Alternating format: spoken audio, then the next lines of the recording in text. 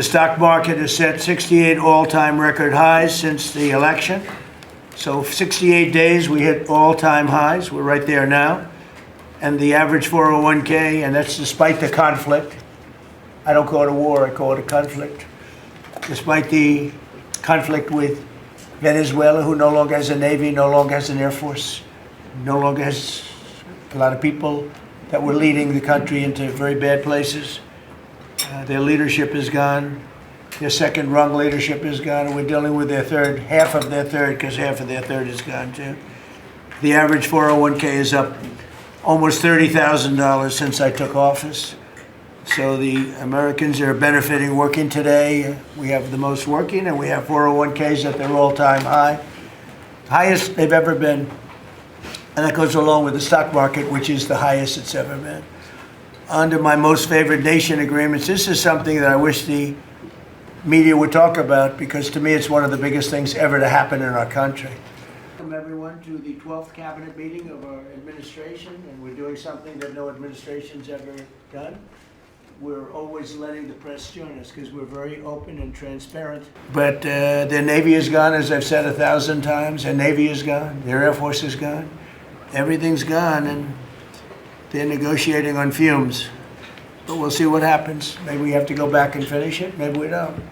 Right now, I mean, you can speak to Steve Witkoff and Jared. They're doing a good job. But right now, I think it looks like they want to just make a deal. They want to. They have. I don't think they have a choice. They're just going back to the internet because they're getting clobbered. Their economy is in free fall. They have 250% inflation. Their money has no value. Their whole economic system is broken down. They thought they were going to outweight me. You know, we'll outweight him. He's got the midterms. I don't care about the midterms. Look what happened last night. That was the prelude to the midterms. People understand it. They know that. Very simple. Iran cannot have a nuclear weapon. I'm doing that for the world. I'm not doing it just for us. And we've had great support from other nations, by the way. We don't need it at all, but we've had great support from other nations. The Strait's going to be open to everybody. And who would control it? It's international waters. Nobody's going to control it. We're going to watch out. President, Iran wants control of the Strait of Hormuz. Would you accept a short-term deal that allows Iran and Oman to control the Strait?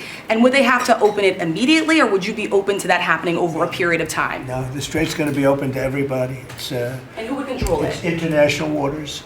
Nobody's going to control it. We're going to watch over it. We'll watch over it, but nobody's going to control it. That's part of the negotiation that we have. They would like to control it. Nobody's going to control it. It's international waters, and Oman will behave just like everybody else, so we'll have to blow them up.